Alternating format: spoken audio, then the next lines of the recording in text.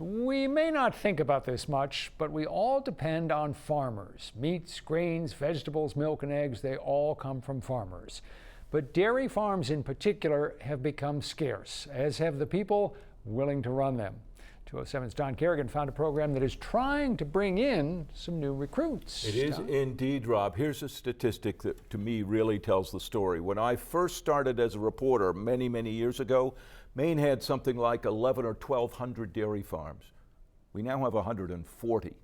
So the Cooperative Extension of the University of Maine has started a program trying to recruit new dairy farmers and getting them to start small. There are not very many dairy farms even in the neighboring communities. We're certainly the only one that has a housing development right next to it.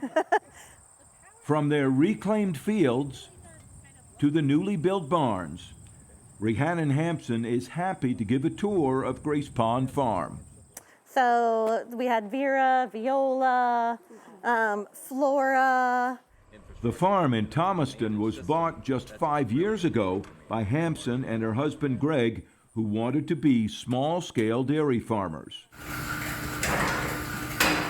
And they are.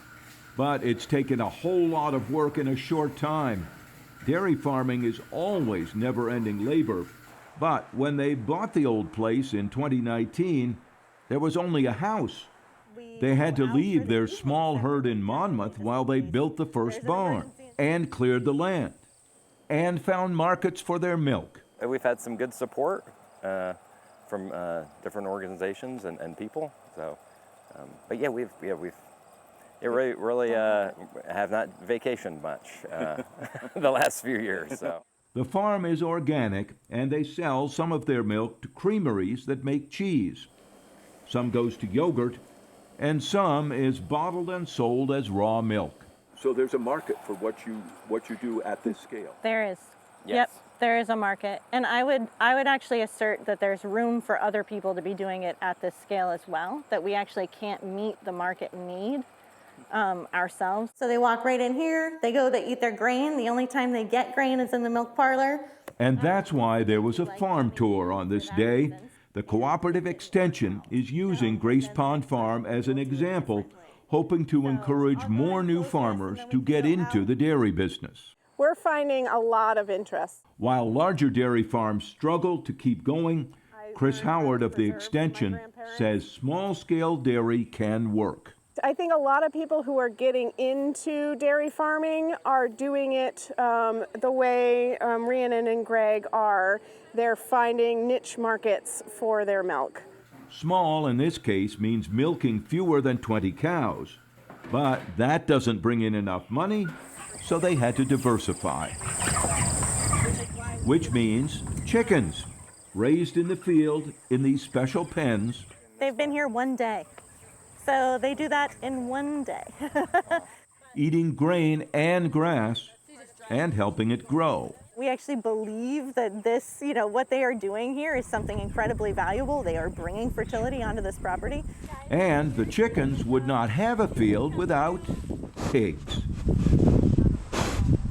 And when we first got here, 5 pasture seasons ago, it was stumps. It was scrub alders and stumps. The huge field, they say, was cleared by the pigs, rooting out stumps and everything else like 4-footed, relentless rototillers. They've done all of this just within the last couple months. They start in a small area, we expand, we expand, we expand. Free labor, as well as another product to sell, it all helps make the farm possible.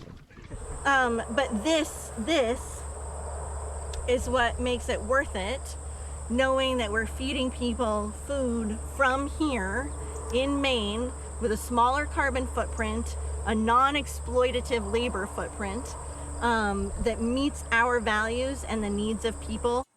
It all takes constant work on the farm itself, most of it done by Greg and Rhiannon and their 13-year-old son. But it's also essential that Rhiannon has a full-time job off the farm. She is state director of the Rural Development Office of the USDA, a job that provides insurance and income.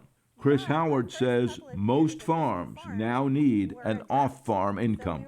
All of this valuable lessons for aspiring farmer Camille Mankis, who has plans for her herd of dairy goats. What I would like to see is that we can grow our herd up to a production scale and have a good quality product that we can bring to market, and so that people can enjoy locally made food. And Jules Betty, who says she loves cows and wants to learn how to work with them. So I want to be a friend to cows and to dairy farmers, and this was the first step to kind of see, like, really, is it something that's even possible? Dairy farmers can use all the friends they can get. So Rhiannon and Greg have even built a second barn for feed storage with an apartment above to offer potential workers a place to live. For these determined farmers, it's one more piece of the puzzle. This is the place we make it or break it. This is our forever farm, our final farm. Theirs is the only dairy farm in this town. Most Maine towns no longer have any. But there is something about farming that some people find irresistible. If we want milk and cheese and other foods grown right here, Maine needs more of those people working the land. It is a tough business, of course, as evidenced by the recent announcement from our friends at the Holton Farms Dairy that they're going to stop selling milk. But Rob, the Cooperative Extension says there are people who want to get into it. There are programs that can help support them doing it. And they've now started a new farmer program to train non-farmers to milk cows and care for them so they can be like relief pitchers for the hardworking farmers. Which are needed because the farmers need a break and occasionally need to get away. Yeah, they work 7 days a week. Really so hard to do. Yeah. All right. Thank you, Don.